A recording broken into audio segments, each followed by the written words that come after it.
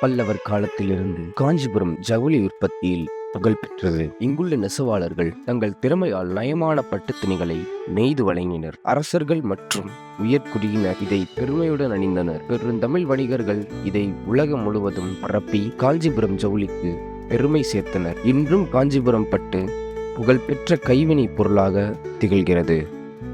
பண்டைய கோவில் நகரமான காஞ்சிபுரத்தில் நூற்றாண்டுகளாக நெசவு ஒரு வாழ்வாதாரமாக இருந்து வருகிறது.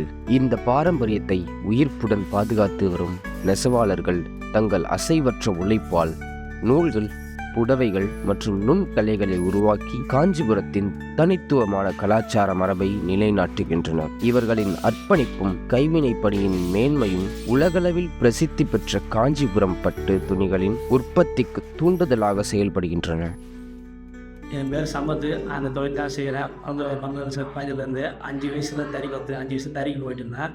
10 வயசில் தண்ணியை கற்றுக்க ஆரம்பித்தேன். ஏன்னா எங்கள் அப்பா அந்த தொழில் தான் பார்த்து செய்கிறாரு. எங்கள் தாத்தா அந்த தொழில் தான். குடும்பத்தில் வருமானம் இருக்கிறதுக்கோசம் வருமானம் கண்டிச்சு தறி தண்ணியை விட்டாங்க. சின்ன வயசுலேருந்து இந்த இன்ட்ரெஸ்ட்ன்றதால சொந்தமாக தறி போட்டு மேலே நல்லா இது கொடுத்ததுக்கோசம் நான் தொழிலை கற்றுக்கிட்டேன். இந்த தொழில் இன்ட்ரெஸ்ட் என்னன்னா, நாம் நினச்சி அந்த புடையை ஒருத்தர் கட்டும் போது சந்தோஷம் அதை விட கிடையாது. அதுவும் காஞ்சிபுரம் பட்டுனாலே உலகளவில் பெரிய பிரசித்தி பெற்ற பட்டு காஞ்சிபுரம் பட்டு தான். அதனாலே இந்த தொழிலை விரும்பி செய்யணும். அதாவது இன்ட்ரெஸ்ட்டாக நம்மளோட இந்த தொழில் தெரியும். எங்கே போனால் காஞ்சிபுரம்னாலே ஒரு டைம் எங்கே நீங்கள் அப்படின்னு மாதிரி ஒரு அந்த அளவுக்கு இந்த தொழில் அவங்க சிறப்பான தொழில்.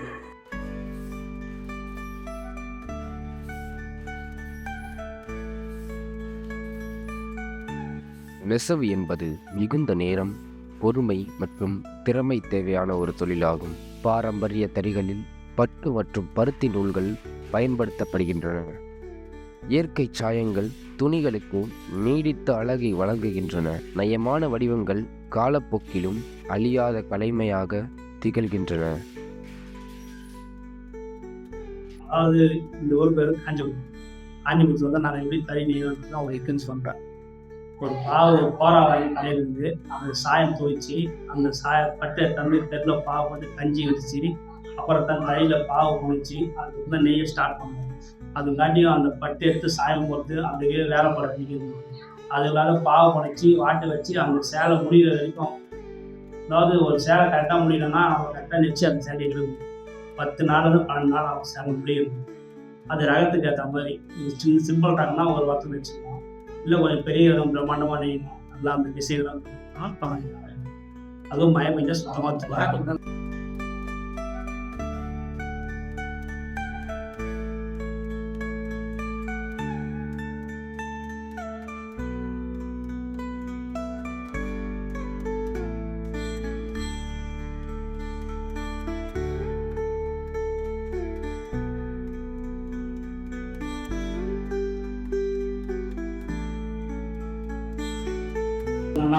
ஃபார்முலா மிஷின் நெய்யறது அவ்வளோவா தரம் இருக்காது. ஏன்னு கேட்டால் அது மேனுஃபேக்சருக்கு மிஷின் செய்யறதால அந்த அளவுக்கு தெளிவாக இருக்காது.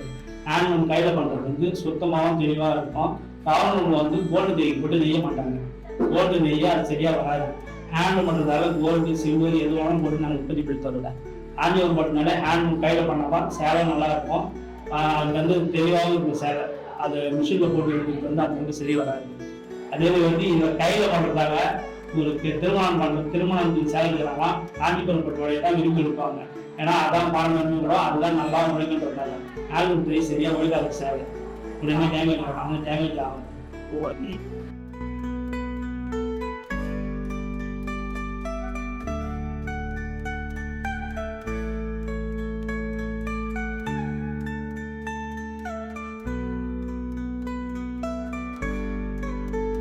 காஞ்சிபுரம் நெசவாளர்கள் பல நூற்றாண்டுகளாக பாரம்பரிய நெசவு கலையை உயிர்ப்புடன் பாதுகாக்கின்றனர். அவர்களின் உழைப்பும் திறமையும் பாரம்பரிய முறைகளை புதுமையுடன் இணைத்து வளர்க்கின்றனர்.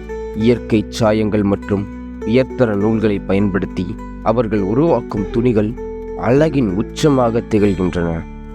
இவர்களின் கடின உழைப்பும் கைவினை பணியின் நேர்த்தியும் காஞ்சிபுரம் பட்டு உலகளவில் புகழ் பெற்றதற்கான அடித்தளமாக உள்ளது.